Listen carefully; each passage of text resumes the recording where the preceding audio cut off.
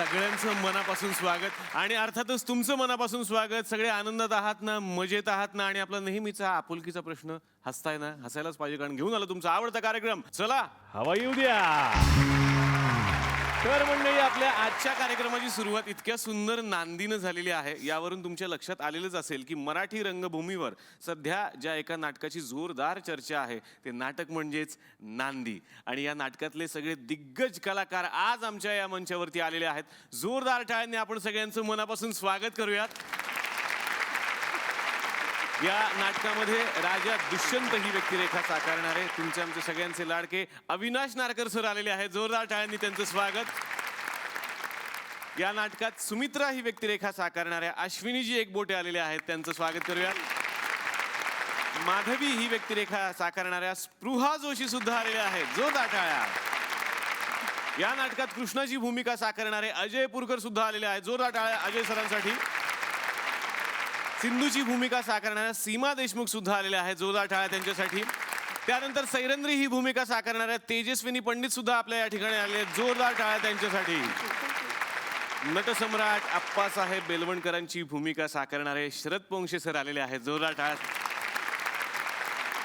आणि युधिष्ठिराची भूमिका साकारणारे चिन्मय मांडलेकर यांच्यासाठी जोरदार टाळ्या.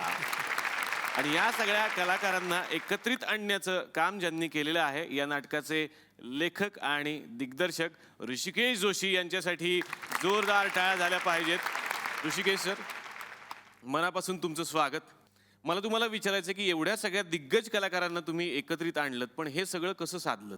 हे नाटक मी खरं म्हणजे मला केंद्र सरकारची शिष्यवृत्ती मिळाली होती आणि 2003 ते 2005 या कालावधीमध्ये माझा रिसर्च होता. रिसर्च नाटक लिहिण्याचा नव्हता, माझा अभ्यासाचा विषय वेगळा होता. मराठी रंगभूमीवरील वाचिक अभिनयाचा प्रवास 1843 ते 2000 या कालखंडाचा माझा रिसर्च होता.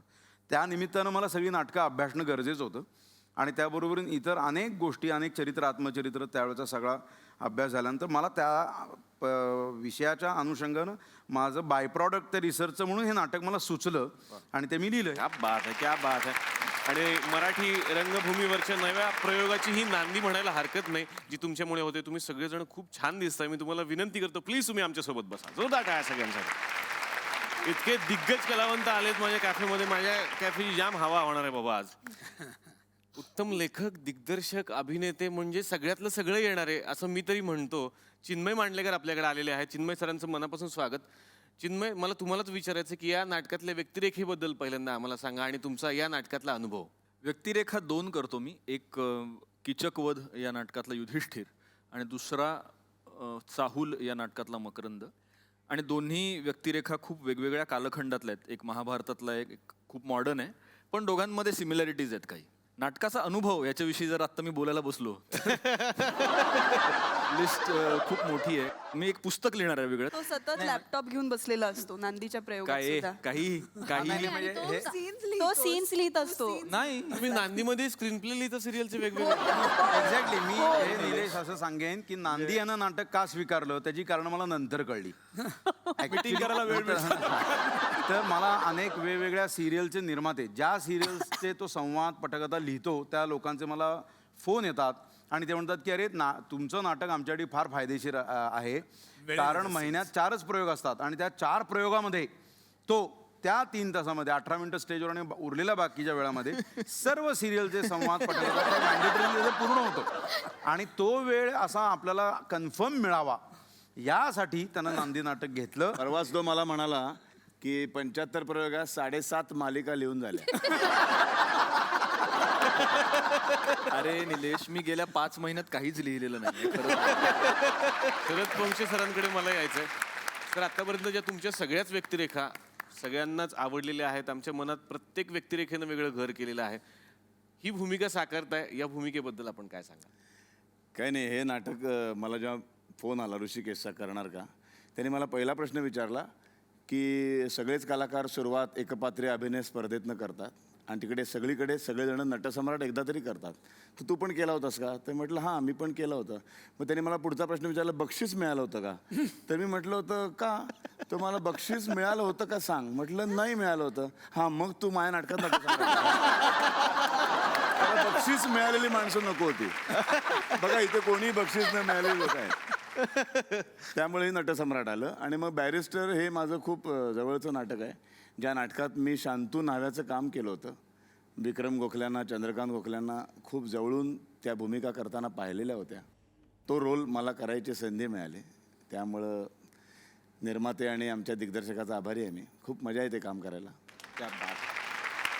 अविनाश सर, तुमची या नाटकातली भूमिका आणि या नाटकातला अनुभव, दिग्दर्शकांबरोबरचा अनुभव जरा आम्हाला सांगा. यात मी सुद्धा 2 भूमिका करतोय. एक शाकुंतलमधला राजा दुष्यंत आणि अश्रूंची झाली फुलेमधलं प्रोफेसर विद्यानंद.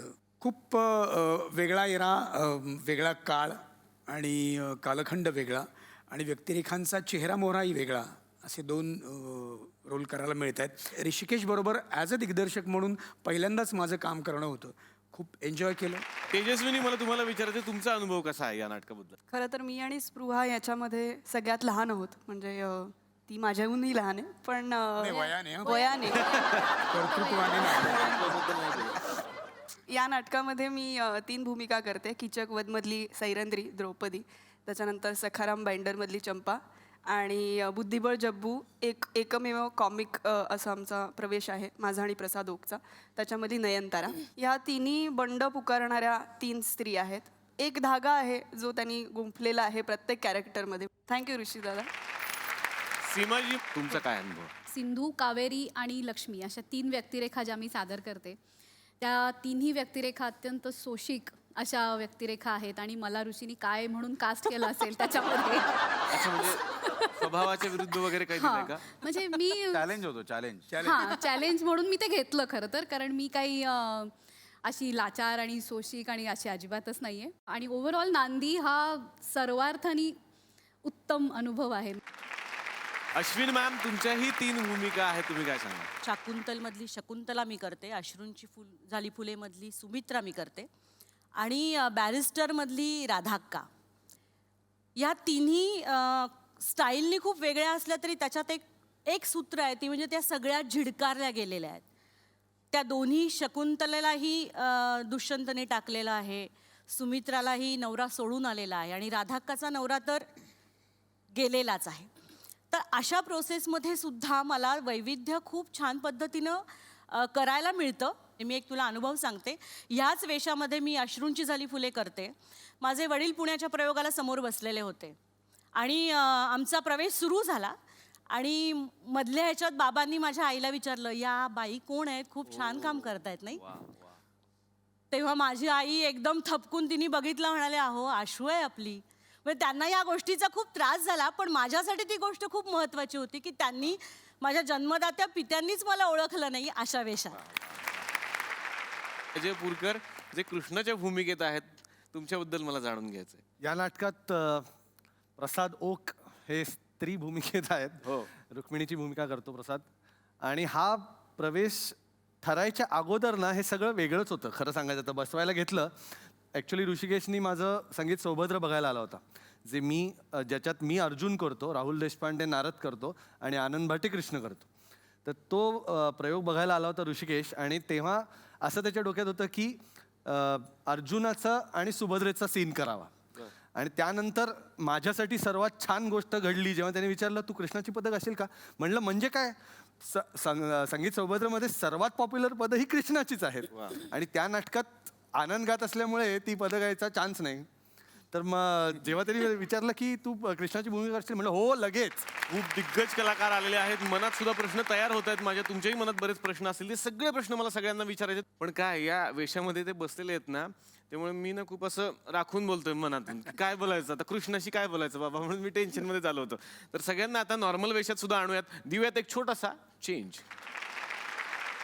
चिन्मय, मला तुम्हाला विचारायचं की तुमच्या मुलाचं नाव तुम्ही जहांगीर ठेवलंय. हो, जहांगीर हे खरंच ऐकायला युनिक वाटतं, मग त्याचं कारण काय? मला आवडतं हे नाव. जहांगीरचा अर्थ जगाचा जेता असा होतो. आणि मला जेव्हा मुलगा झाला तेव्हा माझ्या बायकोने असं एक चूक केली. ती मला म्हणाली, चल पहिल्या मुलीचं, मोठ्या मुलीचं नाव इराचं मी ठेवलंय, मुलाचं नाव तू ठेव. तर काय म्हणजे कोलीतच सापडलं मला एकदम. तर मी मारली सिक्सर, म्हटलं जहांगीर. आणि तिला ते आधी जरा असं वाटलं होतं की नाही जहांगीर एक तर जहांगीर चिन्मय मांडलेकर, पुढे तो पासपोर्टचे फॉर्म भरताना मला खूप शिव्या घालणार आहे. स्पेलिंग त्याला लिहावं लागणार. पण मला हे नाव खूप आवडतं. म्हणजे आणखीन एक मुलगा आणि मुलगी झाली तर त्यांचं नाव कसं असेल? म्हणजे आर्ट आणि गॅलरी असं ठेवलं, जहांगीर आर्ट गॅलरी असं एक. अरे पोरांनो, गडबड करू नका रे. गडबड करू नका, शांत बसा.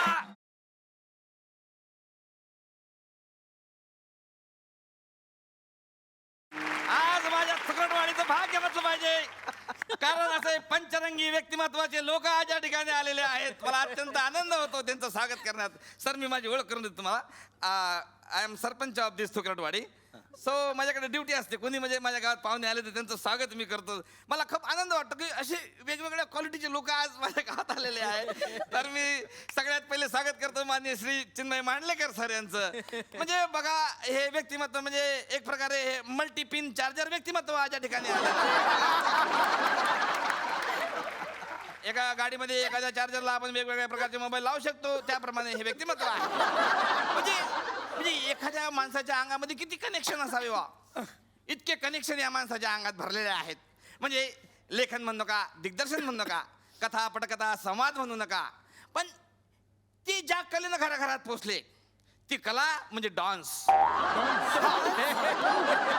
कुठलं माहिती काढतो ते काय? अरे डान्स ते आम्ही बघितलं आहे, स्पष्ट बघितलेलं आहे. ऑक्सिजन जीव गुदमरतो कोणाचा ते माहित नाही, पण त्या चित्रपटात त्यांनी साक्षात शर्ट काढून डान्स केलेला आहे. झिंगला रे झिंगला या गाण्यावर डान्स केलेला आहे. तुम्हाला सांगतो सर, तुमच्या त्या डान्समुळे ना सलमान खानला पण बी कॉम्प्लेक्स आला. सलमान खानला बी कॉम्प्लेक्स आला. पण तुम्हाला सांगतो, इतका बिझी माणूस, त्यांचं स्वागत करण्यासाठी मी आज आमंत्रित करतो अखिल भारतीय 24 तास ऑनलाईन संघटनेच्या अध्यक्ष भारत गणेश प्रिया.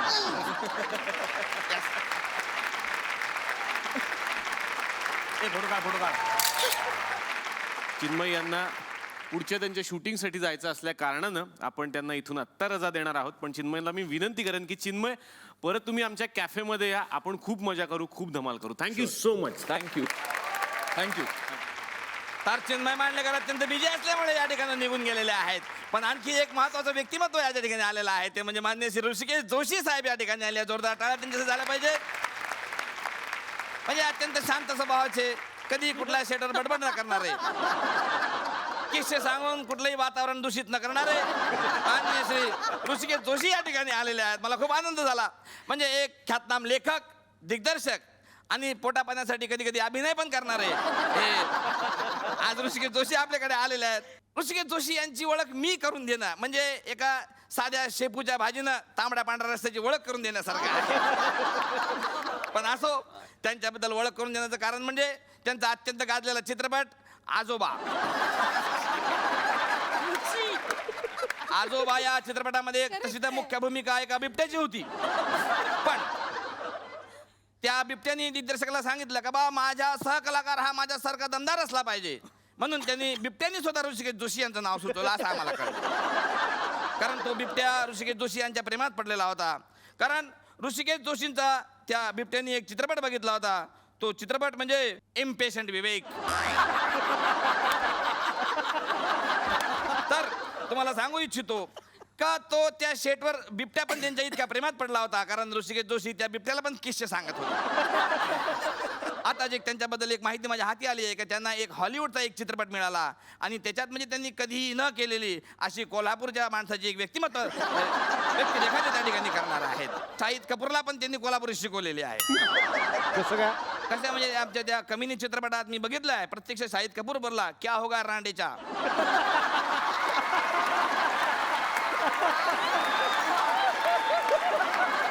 तर असा एक चौफेर बोलणारा व्यक्तिमत्व या ठिकाणी आलेला आहे. तर त्यांचं स्वागत करण्यासाठी मी या ठिकाणी आमंत्रित करतो अखिल भारतीय अवांतर गप्पा संघटनाचे अध्यक्ष भारत गणेश प्रिया. फोटो काढा. असा आहे, कॉमेडी आपली चालत असते, पण धीर गंभीर व्यक्तिमत्वाचे लोक सुद्धा या ठिकाणी आलेले आहेत. त्यांचं पण स्वागत करणं माझं कर्तव्य आहे. तर असे धीर गंभीर व्यक्तिमत्वाचे मालक माननीय श्री शरदजी पोंक्षे या ठिकाणी आलेले आहेत. जोरदार टाळ्या त्यांच्यासाठी झाल्या पाहिजेत. म्हणजे तुम्हाला सांगू, एक माणूस किती काम करू शकते आणि किती म्हणजे किती काम करू शकते ह्याचं जिवंत उदाहरण म्हणजे शरदजी फोंक्षे आहेत. तुम्हाला सांगतो, सर्वसामान्य माणूस म्हणजे जे एका वर्षात काम करतात ते पोंक्षे सर एका महिन्यात करून मोकळे होतात.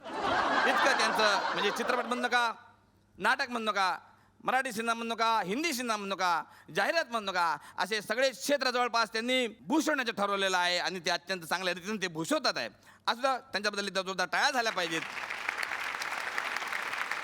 सर तुमच्याबद्दल ना गावागावात प्रेम निर्माण झालेलं आहे, एकदम गावागावात. म्हणजे तसं तुम्ही टी व्ही उघडला तुम्ही दिसता 24 तास. तर आमची आजीनं सांगितलं आहे सर का 10 वाजता नंतर टी व्ही अजिबात लावायचा नाही म्हणून.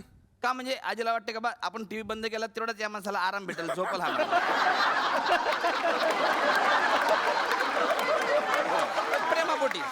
प्रेमापोटी सर. ते सर आजी विचारत होते ते आस्था चॅनलवर तुम्ही येणार, ते कधी येणार? तर असं रात्रंदिवस काम करणारे माननीय शरद पोंक्षे या ठिकाणी आलेले आहेत. तर त्यांचं स्वागत करण्यासाठी मी आमंत्रित करतो अखिल भारतीय सदैव कार्यरत संघटनेचे अध्यक्ष भारत गणेश प्रिय यांना.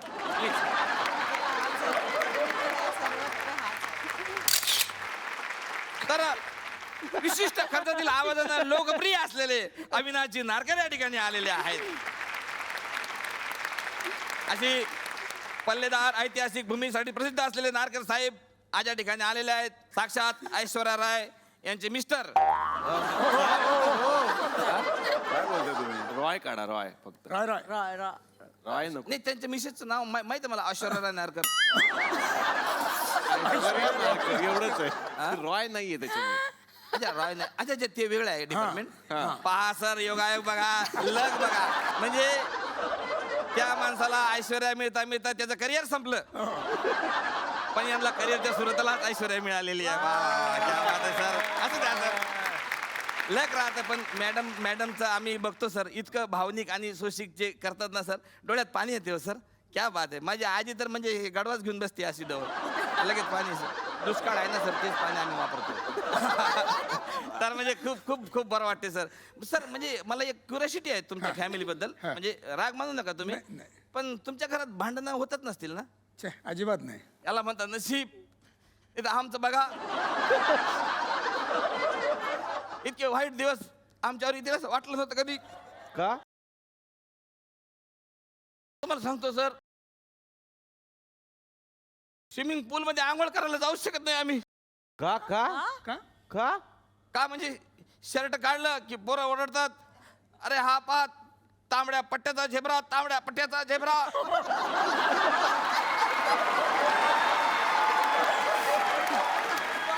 असे शरीरावर सगळीकडे खानाखुना कशाचा त्रास होतो सर. बायकोचं प्रेम म्हणजे इतकं प्रेम आहे तुम्हाला सांगतो, माझ्या पोराचा स्कूलचा युनिफॉर्म आहे त्याचा पण पट्टा मी काढून टाकलेला आहे. म्हटलं हे झंझट नको आपल्या घरात. असो नशीब राहतं. तर माननीय श्री अविनाशजी नारकर या ठिकाणी आलेले आहेत. त्यांचं स्वागत करण्यासाठी मी आमंत्रित करतो अखिल भारतीय गोळीत मळीत फॅमिली एकत्र संघटनेचे अध्यक्ष भारत गणेश प्रिय यांना.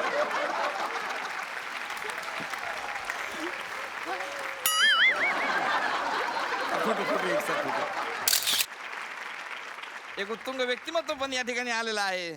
अगं बाई अरेच्या या जगप्रसिद्ध चित्रपटामधून दहशतवादी मुलीची भूमिका करणाऱ्या आणि अतिशय सुंदर दिसणाऱ्या तेजस्विनी ताई. ताई कोण लिहिलं इथं? सुंदर मुलींच्या समोर अशा विशेषण लिहून पागल आहे. त्याच्यापुढे जरा व्यवस्थित लिहित ताई वगैरे लिहितो नका. असो ताई नसलेल्या तेजस्विनी आज या ठिकाणी आलेल्या आहेत. देवकी पंडित यांच्या कन्या. कुठून माहिती? देवकी पंडित यांच्या कन्या कुठून काढल्या तुम्ही? नाही काय टीव्ही बघत नाही तुम्ही? नाही, आम्हाला म्हटलं पंडित पंडित बा असेल. असं असतं का? ज्योती चांदेकरांची लेक.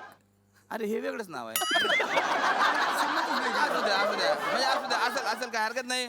पण आम्हाला असं वाटलं, म्हणजे आम्ही कसं काय आमच्या खेड्यापाड्यात आम्हाला माहित नसतं ना, म्हणून आम्हाला वाटलं पंडित पंडित असेल बा. पण असू द्या, काय नाही, तुम्ही इतक्या गोड हसता, मला फार बरं वाटलं मॅडम. या मॅडम. तर स्पृहाताई जोशी पण या ठिकाणी आलेल्या आहेत, त्याच्यामुळे माझी फार चांदीच चांदी झालेली आहे. तर स्पृहाताई जोशी साठी जोरदार टाळे एकदा या ठिकाणी वाजवा.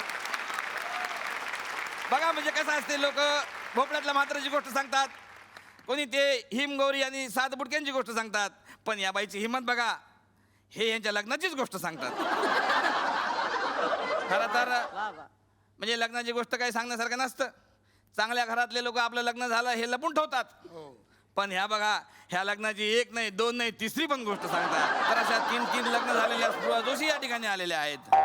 तिसऱ्या लग्नाची गोष्ट हे नाव आहे. 3 लग्न म्हणजे एकाच लग्नाची तिसरी गोष्ट असं होतं ते. 3 नाही लग्न झाले तुमचे? नाही अजून एकही नाही एक पण नाही झालंय. आता होणार एक नोव्हेंबर पण नाही झालं? नोव्हेंबरमध्ये लग्न आहे एक त्यांचं. पण नाही झालं अजून? नाही. व्हॉट्सअपवर आहे तुम्ही? नाही का, गंमत केले असं. तुम्ही जे लग्नाची दुसरी गोष्ट केलं होतं ना, त्याच्यामध्ये जे तुम्ही याची भूमिका केली होती ना, आपल्या चूची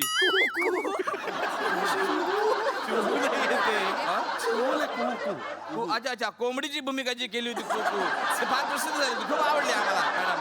तर अशा टीव्हीवर कोंबडीची भूमिका करणारे आणि 3 लग्न करण्यात उत्सुक असणाऱ्या स्पृहा जोशी या ठिकाणी आलेल्या आहेत.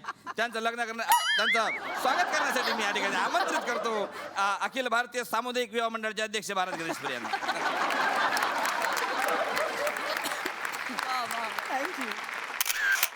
ब्रेक नंतर आपल्या सगळ्यांचं स्वागत. तुम्ही पाहताय चला हवा येऊ द्या. तर मगाशी ज्या वेळेला नांदीचं गाणं चालू होतं तेव्हा मला असं कुठून तरी कळालं, शरद वंशे सर, की नांदीचं जेव्हा जेव्हा गाणं होतं नाटकामध्ये तेव्हा बाकीच्या कलाकारांना तुमच्या सुरात सूर मिसळायला खूप प्रॉब्लेम होतो. त्याच्यामुळे तुमचा जो सूर कुठला आहे तर सगळ्यांनी सांगितलं की तो एक त्यांना सांगावा की त्यानुसार ते एक गाणं बनेल. तर तांबडी 13 सूर आहे त्याचा. मी सुरुवातीला याला सांगितलं होतं की गाणं फक्त मी आणि माझा शिष्य अजय आम्ही दोघंच म्हणतो. पण तो म्हणाला की अशी प्रथा आहे किर्लोस्करांपासून की आवाज नरडं असो किंवा नसो पण नाटकातल्या सगळ्यांनी एकत्र नांदी म्हणायची, म्हणून मग हे आपले सगळे डबे वाजतात.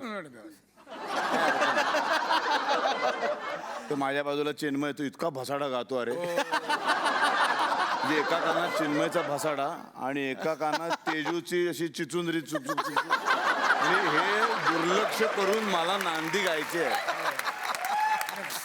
म्हणजे या वर्षीचं रंगभूमीवरचं सर्वोत्कृष्ट गायकाचा पुरस्कार मला मिळाला पाहिजे. क्या बात आहे. यासाठी खरे सर्वोत्कृष्ट सोशिक गायक कलाकार. पण तेजू तुझ्याबद्दल ते तसे बोलले पण मला थोडं वाईट वाटलं, सोडून दे. तेजू तू सिद्ध करून टाक, तू चांगली गायिका आहेस आता. तेजू तू सिद्ध कर. तुझ्यासाठी मी गाणं गाते. ओके.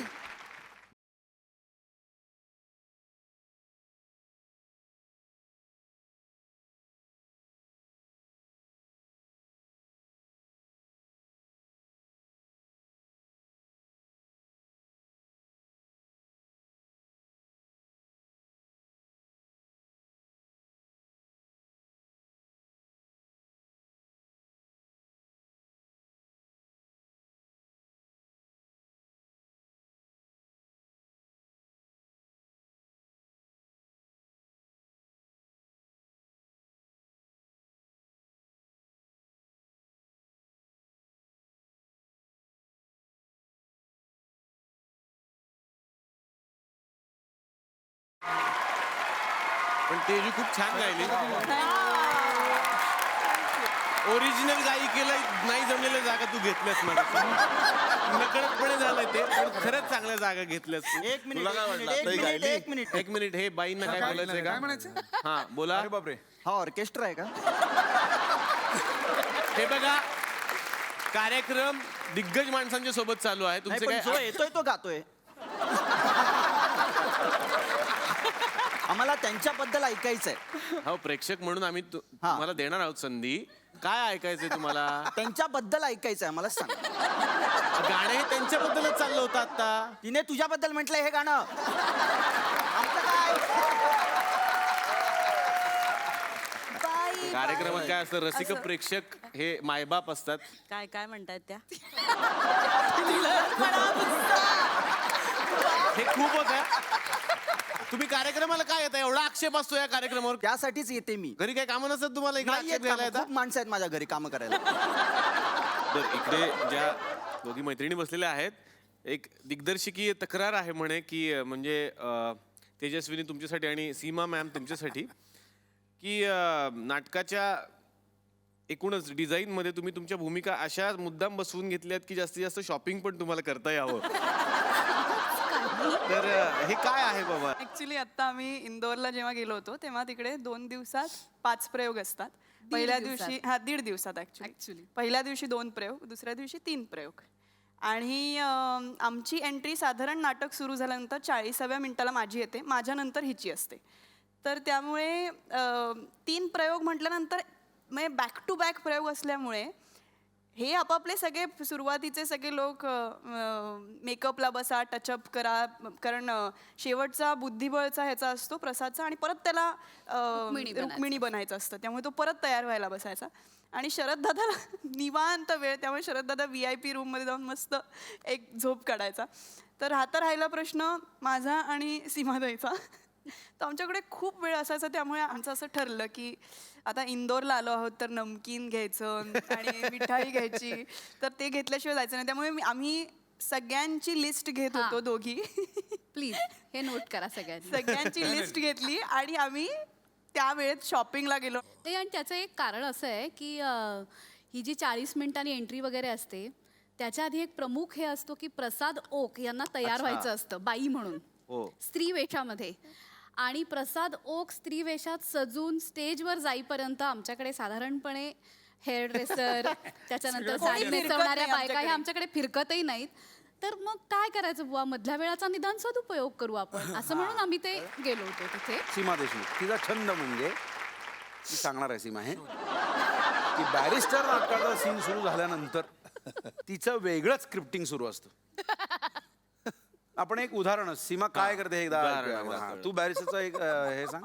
तिकडं हे पहिलाच येतोस तू, बसतोस आणि तुझे संवाद. तुमचं असं हे राहणं हे रानटीपणाचं आहे. तसंच होणार ते. तुम्ही सुंदर आहात, तरुण आहात. खोटं आहे, तुम्ही पुन्हा सुंदर दिसलं पाहिजे. काही गरज नाहीये. मावशीबाईंचं बघा काय झालंय ते. मी ना तुम्हाला एक गोष्ट सांगू. नको, काल रात्री मला एक सुंदर स्वप्न पडलं. झोपायचंच नाही मला.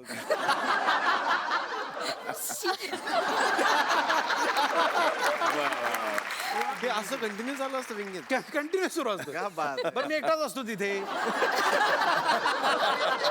तर एके दिवशी चिन्मय मांडले घरी आत्ता इथनं जसे पळाले तसे एकदा ते एका प्रयोगाला येऊ शकणार नव्हते आणि त्यांच्या पत्नीची तब्येत ठीक नव्हती आणि तेव्हा असं झालं की तो प्रयोगालाच येणार नाही.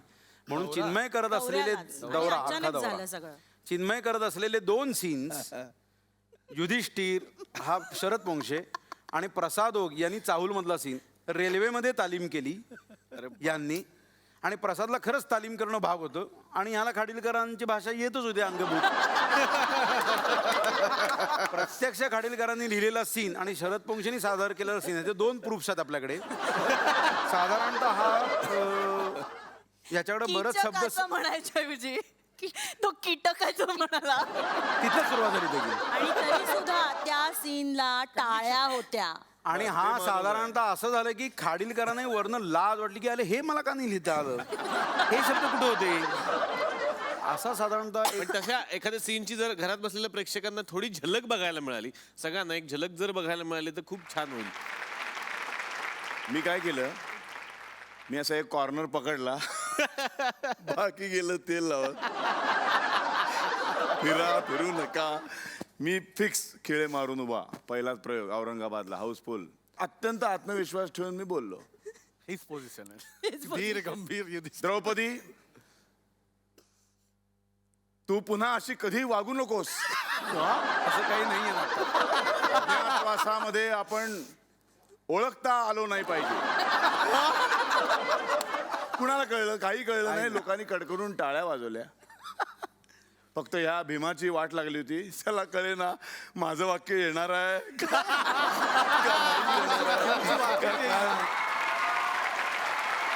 ऋषिकेश सर, या नाटकाच्या निमित्तानं तुम्ही पहिलं व्यावसायिक नाटक दिग्दर्शित करताय. पण आमच्याही घरात एक दिग्दर्शक आहे ज्याला तुम्ही भेटलाय, तुम्हाला आठवत असेल तर, ज्यानं तुम्हाला एका सिनेमात त्याचे काम पण दिलं होतं.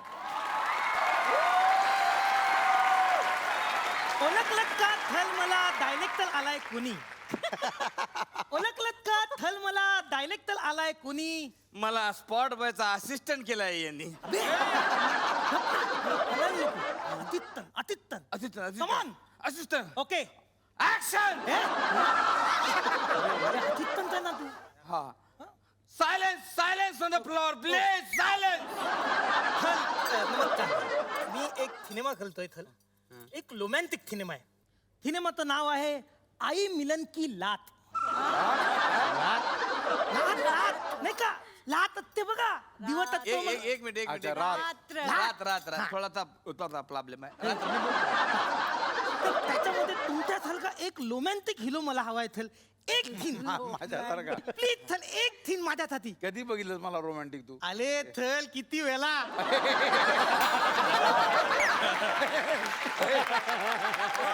थल एक थीन माझ्यासाठी प्लीज एक हिरोईन आहे थल अच्छा हिरोईन पण आहे, तू बजेट वाढवलं परत. आले कितका फिल्म आहे कितका फिल्म आहे भैया मेला मेला मेला हिरोईन असते सुहाग लातलंय वाघ सुहाग सुहाग आणि इथं रोमॅन्टिक सीन कला येत आहे हिरोईन को पेच कलो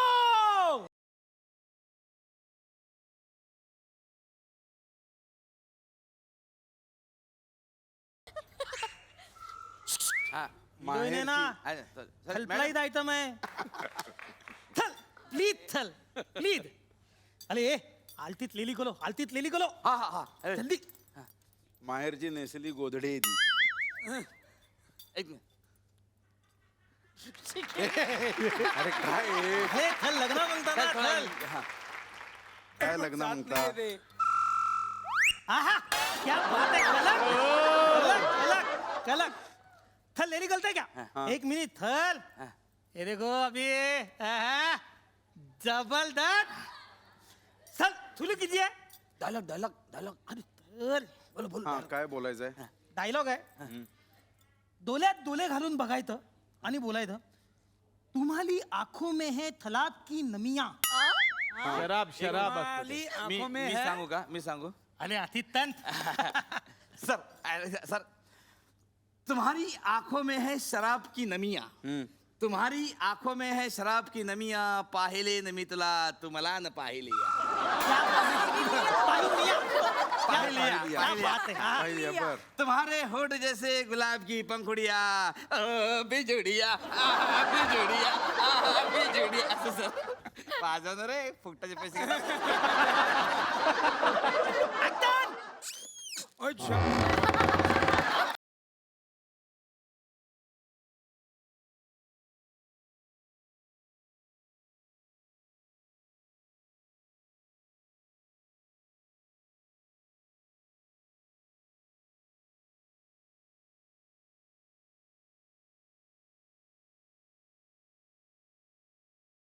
तुम्हारी आंखों में है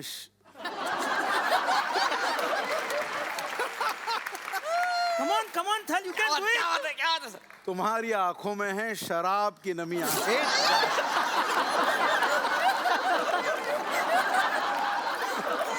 पाहिले न मी तुला तू मला न पाहिली या. अरे काय औषध दे ना काहीतरी. येस हा नाही हे नाही हे पुढचं होऊ शकत नाही. तुम्हारे होठ जैसे गुलाब की पंखुड़िया. क्या बात है थल पुरे होट होट बघा सर होट. ओ बिजुडिया ओ बिजुडिया.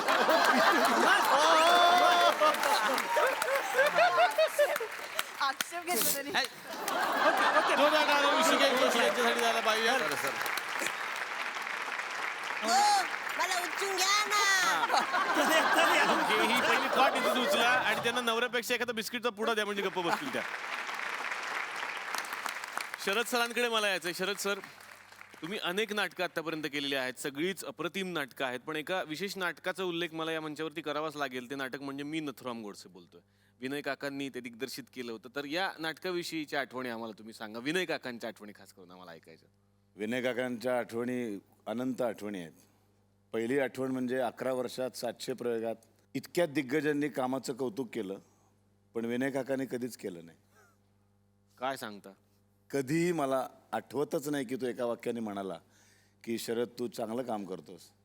तो नेहमी असंच म्हणायचा, अजून तुला बरंच शिकायचं आहे. आता कितवा प्रयोग आहे? मग मी त्याला सांगतो, हा 382वा प्रयोग चालू आहे. हा मग एक काम कर, 395 झाले की मला सांग.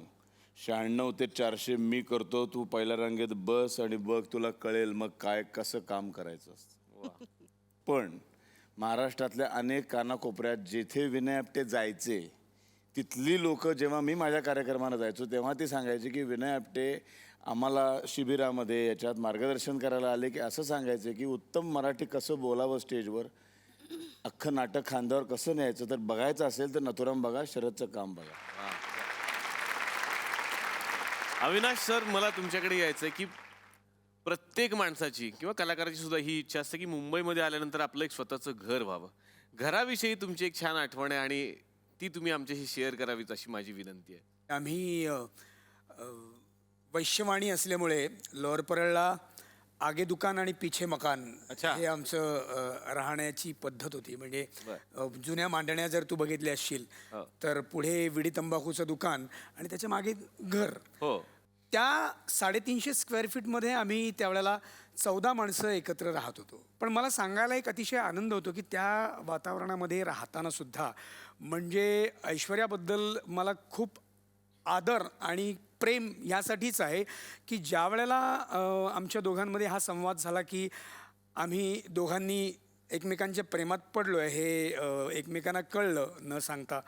आणि तिने ज्या वेळेला हे व्यक्त केलं माझ्याकडे त्यावेळेला पहिल्यांदा मी असं तिला म्हटलं की एवढ्यात पटकन आपण सगळाच निर्णय घेऊया नको.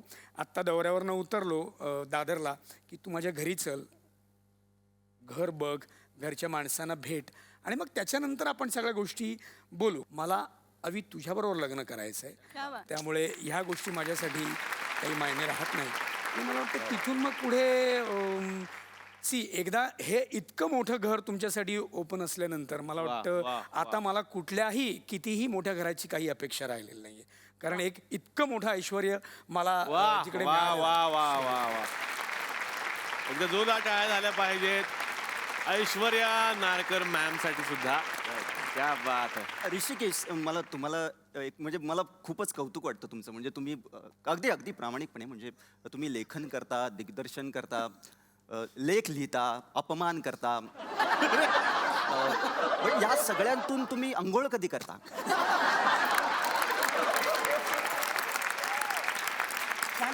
अरे बिझी असतात म्हणजे काय? हे सगळं करतो हे आंघोळीचेच प्रकार आहेत माझे. लेखन ही माझी वैचारिक आंघोळ आहे. अभिनयाच्या वेळी तर घामच गाळावा लागतो. वा. आणि दिग्दर्शकाच्या भूमिकेत म्हणजे असे नट असतात तुला फक्त आंघोळच असते, सर काही असू शकत. हो, एवढा घाम निघतो की दिवसाला 3-3 वेळा आंघोळच होते ती. त्या म्हणाल्या ना ऋषिकेश जोशी अपमान करतात, तर अपमान करण्यासाठी म्हणून त्यांनी एक खास नाव घेतलंय स्वतःचं. कुठलं? ते स्वतःला हल्ली निंदा करंदीकर असं म्हणून घेतात. आणि त्यांची फळबाग आम्ही ऐकलेली आहे. मागच्या वेळेला ते जेव्हा आमच्याकडे आले तेव्हा त्यांचं एक ते प्राणी संग्रहालय आम्ही ऐकलं आणि आगामी त्यांनी त्यावेळेला डिक्लेअर केलं होतं की पुढच्या वेळेला जेव्हा येईल तेव्हा पंचांग असेल जोशांचं. तर ते जर झालं असेल तर त्याची एखादी झलक आम्हाला नक्कीच ऐकायला आवडेल जोशांकडून. तो अत्यंत वेगवान जोशी पंचांगाचं मी फक्त नमुना सांगेन की जोशी पंचांगामध्ये मी काही नवीन राशी निर्माण केलेल्या आहेत. प्रचलित पंचांगातल्या राशींचा माझ्या याच्याशी संबंध नाही, पण ह्या अस्सल आहेत. ज्या राशी तुम्हाला इथं बसल्या बसल्या दिसू शकतात. जोशी पंचांगातली पहिली रास आहे शेष. शेष म्हणजे कमी पडलेले, उणीव असलेले. काही लोकांना सगळं मिळून सुद्धा म्हणजे बासुंदीपुरीचं जेवणाचं ताट आहे लोणचं नाही ना ह्याच्यामध्ये, ह्याच्यात त्यांना जास्त इंटरेस्ट आहे. दुसरी राशी माझ्या राशीतली येते गुलछबू रास. आज आपल्याकडे विशेष पाहुणे आलेले आहेत. गुलछबू राशीचं त्यांच्याकडे बघून आपलं लक्षात येतं पुष्कर श्रोत्री आणि हे कुठल्याही परिस्थितीमध्ये त्यांचा रोमॅन्टिसिझम कधी कमी होतो. म्हणजे ते हमखास शोकसभेला सुद्धा मॅचिंगचे कपडे घालून जातात लोक. आणि तिसरी रास येते गर्क राशीचे लोक. हे काही कमी नाही आहेत. गर्क आपल्या विश्वात त्यांना जगाचं भान वगैरे वस्तुस्थिती वगैरे असं त्यांना काहीही नसतं. म्हणजे सहज बोलता शरद आहे गर्क राशीचा. म्हणजे पोळी खाणारच का भात वाजली किती असतील? अरे याचा आहे. नंतर येणारी रास आहे ती म्हणजे तू तू रस तू अच्छा हे तू तूळ रस. तूळ असतं तसं इकडे बघ तू आहे. तू म्हणजे त्या आयुष्यात माणसांचं यांचं काय होतं, ह्याच्या बुटाची लेस जरी राहिली ना तुझ्यामुळे झालं असं काढणार लोक.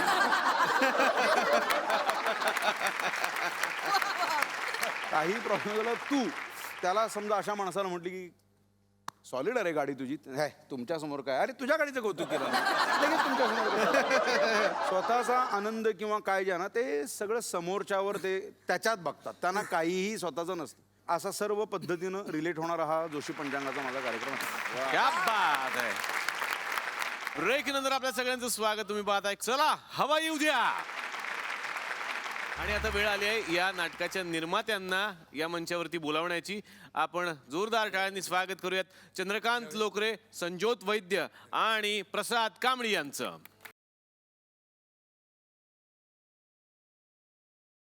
खरं तर एवढं मोठं नाटक आणि या नाटकाची जबाबदारी या निर्मात्यांनी कशी काय पेरली हे मला त्यांना विचारायचं आहे. मला असं वाटतं की व्यावसायिक रंगभूमीवर असं पहिल्यांदाच घडलं असेल किंवा घडत होतं की इतकं मोठं खर्चिक नाटक करण्याचं ठरलं होतं. सो एकमेकांना आधार म्हणून, बेसिकली आर्थिक आधार म्हणून आम्ही चौघेही एकत्र आलो आणि हे नाटक करायचं ठरलं आणि केलं. आज 80 प्रयोग आता होत आहेत. एक 20 प्रयोग करून आम्ही सेंचुरी मारू. आणि मला एक गोष्ट प्रकर्षाने सांगावीशी वाटते याच्यामध्ये की नांदी हे एकमेव नाटक असं असेल की याच्यामध्ये एकही रिप्लेसमेंट नाही. शरद सर तुम्हाला मला विचारायचं आहे कसं वाटलं आमच्या कॅफेत येऊ? नाही, खूप छान वाटलं. आणि तुझं अँकरिंग पण मला आवडत असतं, त्यामुळं कधीतरी एकत्र आपण बघू भविष्यात अरे काम सर, करायला मिळेल क्या का बात नाही, माहित नाही. आणि सगळी मजा आम्ही नेहमीच करत असतो, पण आज वेगळ्या व्यासपीठावरती जाहीरपणे काही गोष्टी सांगायची संधी मिळाली, एकमेकांचे चांगले वाईट गुण. त्यामुळे हा कार्यक्रम मला खूप आवडला, मी खूप एन्जॉय केलं.